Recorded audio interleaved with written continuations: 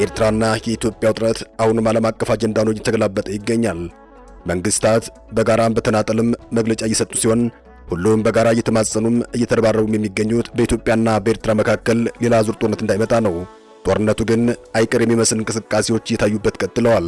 የኢትዮጵያ መንግስት የግብጽ የኤርትራና የህወሓትን ጥምረት መግለጹ ብቻውን የሚያሳየው ስጋት አለ። ለኢትዮጵያ ታሪካዊ ባላንጣ የምትባለው ካይሮ አጋጣሚውን ለመጠቀም ላይታች እያለች ይገኛል። ግብጽ ከታላቁ የኢትዮጵያ ህዳሴ ግድብ ጋር በተያያዘም ሁለት እርምጃዎችን ለመውሰድ ተዘጋጅታለች። አንደኛው ከኤርትራ ጋር ተጣምራ የምትሰራው ሴራ ሲሆን፣ ሁለተኛው አሜሪካን ይዛ በኢትዮጵያ ላይ ተጽዕኖ ለመፍጠር እያስቀጠለችው ያለው እቅድ ነው።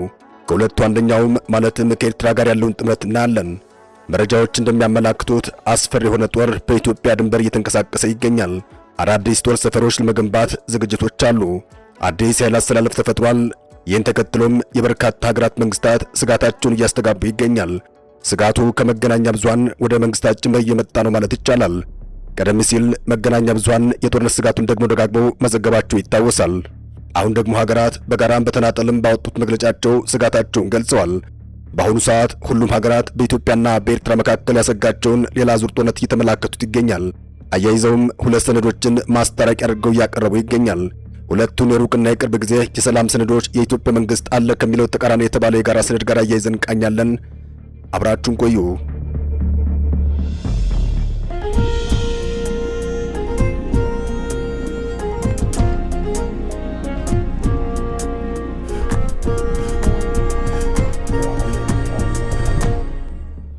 የጋራ ሰነድ የተባለው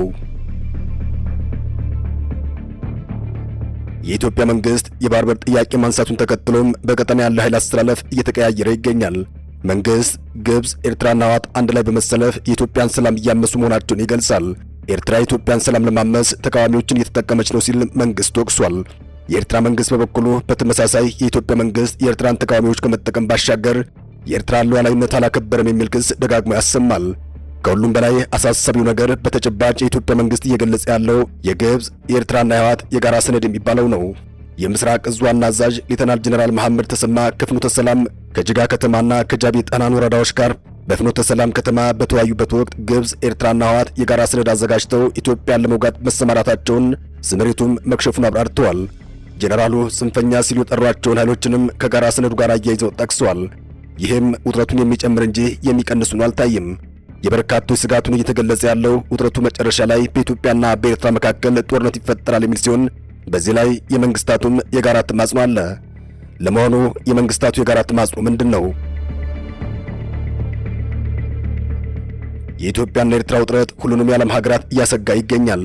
ቀደም ሲል በመገናኛ ብዙሃን ብቻ ይሰጥ የነበረው ማሳሰቢያና የስጋት ትንተና አሁን ወደ መንግስታት ጭምር እየተጋባ ይገኛል። በኢትዮጵያና በኤርትራ መካከል ያለው ውጥረት እየተባባሰ በመጣበት በዚህ ወቅት የተባበሩት መንግስታት የአውሮፓ ህብረትና አፍሪካ ህብረት ኮሚሽን የአልጀርስ ስምምነት የተፈረመበትን 25ኛ ዓመት ምክንያት በማድረግ ሁለቱ ሀገራት ሉዓላዊነታቸውና የግዛት አንድነታቸውን እንዲያከብሩ ጥሪያቸውን አቅርበዋል። ሁሉም የጋራ ተማጽኖ ያሰሙት መነሻው የአልጀርሱ ስምምነት ይሁን እንጂ መዳረሻው ግን የአስመራው ስምምነት ሆኗል። የአስመራው ስምምነት ማለትም የጠቅላይ ሚኒስትር አብይ አህመድና የፕሬዝዳንት ኢሳያስ አፈወርቂ የአስመራው ስምምነት ከተፈጸመ አሁን የሚታየው ውጥረት አይፈጠርም። ጠቅላይ ሚኒስትር አብይ አህመድ ወደ ስልጣን መምጣታቸውን ተከትሎም የሁለቱ ሀገራት ግንኙነት መሻሻል አሳይቶ የነበረው በአስመራው ስምምነት ነበር። ይኸው ስምምነት ብዙ ማብራሪያ የተሰጠበት ባይሆንም ከአሰብ ወደብ ጋር ተያይዞ ያለው ስምምነት ምናልባትም ኢትዮጵያ ሊጠቅም የሚችል ሆኗል። ሁለቱ ሀገራት ለሁለት ዓመታት በሰሜን ኢትዮጵያ በተካሄደው ጦርነት በጋራ ጦራቸውን አሰልፈው ከተዋጉ በኋላም የፕሪቶሪያ የሰላም ስምምነት መፈረምን ተከትሎ ግንኙነታቸው ዳግም የሻከረ ሆኗል። በዋናነት ልዩነታቸው ሰፍቶ አሁን ያለበት መካሰስ ደረጃ የደረሱት ግን የወደብ ጥያቄው መጠንከርን ተከትሎ እንደሆነ ይታወቃል። ጠቅላይ ሚኒስትር አብይ አህመድ የባህር በር ለኢትዮጵያ ህልውና ጉዳይ ነው ማለታቸውን ተከትሎም በሁለቱ ሀገራት መካከል የቃላት ጦርነት የተጀመረ ሲሆን በየጊዜው በሚያወጧቸው መግለጫዎች መለሳለስ አይታይባቸውም። ባለስልጣናቱ በወደብ ጉዳይ የሚሰጡት አስተያየት አለመግባባቱን ይፋ እያወጣው ይገኛል። የሰነዶቹ ሚስጥር ኤርትራ ከኢትዮጵያ ጋር ያላት ግንኙነት ከሻከረ ሰነድ፣ ስምምነትና ህግ ላይ ገድባት ይችላል። ሁለቱ ሰነዶች የያዙት ሚስጥር ማለትም የአልጀርስና የአስመራው ስምምነት ዓላማ የያዙ ሰነዶች ሲተነተኑም ያላቸው ፖለቲካዊ ትርጉም ነው። መጀመሪያ የኢትዮጵያና የኤርትራ ግንኙነት ጤናማ መሆን አለበት። ይህ ባልሆነበት ሁኔታ የአልጀርሱ ስምምነት ይከበር የሚለው ተማጽኖ በጎ ምላሽ ላይኖረው ይችላል። ኤርትራ ከኢትዮጵያ ጋር ቅሬታ ስትፈጥር አይደለም የአልጀርሱ ስምምነት ማክበር ይቅርና ከኢጋድ አባልነት ወጥታለች። ወደ ኢጋድ የተመለሰችውም በኢትዮጵያ ምክንያት ተመልሳ የወጣችውም በኢትዮጵያ ምክንያት እንደሆነ ይታወቃል። ነገሩ እንዲህ ነው። ጠቅላይ ሚኒስትር አብይ አህመድ መንበረ ስልጣኑን በተቆናጠጡ ዕለት አጀንዳዬ ብለው ካወጇቸው ጉዳዮች መካከል ከኤርትራ ጋር ሰላም ማውረድ እንደሆነ ይታወቃል። ነገር ግን ኤርትራ ከኢትዮጵያ ጋር ያላትን አለመግባባት ልትፈታ የምትችለው የአልጀርሱ ስምምነት ተግባራዊ እንዲሆን ሲፈቀድ ብቻ ነው ሲሉም የኤርትራው የመረጃ ሚኒስትር የማነ ገብረ መስቀል ምላሽ መስጠታቸው ይታወሳል። ኤርትራ በመግለጫዋ ላይ ኢትዮጵያን ባትጠቅስም በአዲስ አበባና በአስመራ መካከል የተፈጠረው መካረር ለዚህ ውሳኔ ዋና ምክንያት ሊሆን እንደሚችል በኢጋድ ላይ ጥናት ያደረጉ የሰላምና የደህንነት ተመራማሪ የሆኑት ዶክተር ቃላብ ታደሰ ይናገራሉ። መቀመጫውን በጅቡቲ ያደረገው ኢጋድ በ1978 ዓ.ም የተቋቋመው በቀጠናው በተደጋጋሚ በሚከሰቱ ድርቅና ሌሎች ተፈጥሯዊ አደጋዎች የመከላከል ሥራ ለማከናወን እንደነበር አይዘነጋም። ኢጋድ አሁን ያለበትን ተቋማዊ ቅርጽ የያዘው በ1991 ዓ.ም በአዲስ አበባ ከተማ ከተደረገው ጠቅላላ ጉባኤ በኋላ እንደሆነ ይታወቃል። ከኢጋድ የትኩረት መስኮች መካከል በቀጠናው ሀገራት በሚታዩ ሰላምና የጸጥታ ጉዳዮች እንዲሁም ኢኮኖሚያዊ ትብብርና ቀጠናዊ ሂደት ይገኙበታል። ከጠቅላይ ሚኒስትር አብይ አህመድ ወደ ስልጣን መምጣት በኋላም የአዲስ አበባና የአስመራ ግንኙነት ተሻሽሎ ቆይቷል። ከአብይ አህመድ ወደ ስልጣን መምጣት 8 ወራት በኋላ የመንግስታቱ ድርጅት የጸጥታው ምክር ቤት ለ9 ዓመታት በኤርትራ ላይ ጥሎት የቆየውን የመሳሪያ ማዕቀብ፣ የሀብት እገዳንና የባለስልጣናትን የጉዞ ክልከላዎች አንስቷል። የሰላምና የደህንነት ተመራማሪው ዶክተር ቃላብ እንደሚናገሩት በኤርትራ ላይ የተጣለው ማዕቀብ የተነሳውም የኢትዮጵያ መንግስት ባደረገው ጉትጎታ እንደሆነ ተናግረዋል። የአብይ መንግስት ኤርትራ ከዚህ በኋላ በቀጠናው የሚገባትን ቦታ አግኝታለች፣ በቀጠናው ሰላምና ትብብር ላይ ሚናዋ ልትጫወት ነው በሚል ማዕቀቡ እንዲነሳ ድጋፍ መስጠቱን ያስረዳሉ። ሰኔ 2015 ደግሞ ኤርትራ ለ16 ዓመታት ራሷን ያገለለችበትን የምስራቅ አፍሪካ የልማት በይነ መንግስታት ድርጅት መልሳ በመቀላቀል በወቅቱ በጅቡቲ በተደረገው መደበኛ ጉባኤ ላይ ተሳትፎ አድርጋ እንደነበር አይዘነጋም።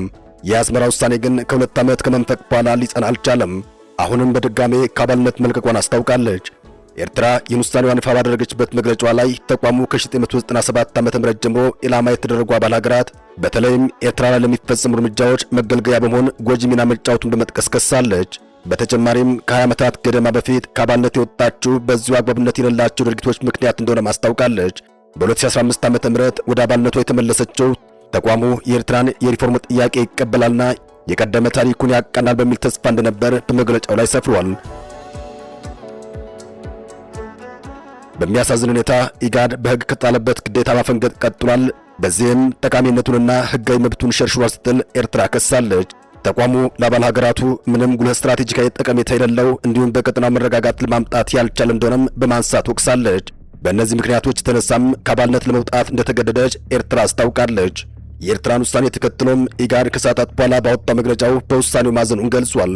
ይህን እንጂ ኤርትራ ወደ አባልነቷ ከተመለሰችበት ከሰኔ 2015 ዓ.ም ጀምሮም በኢጋድ ስብሰባዎች፣ ፕሮግራሞች አለያም እንቅስቃሴዎች ላይ አለመሳተፏን ገልጿል።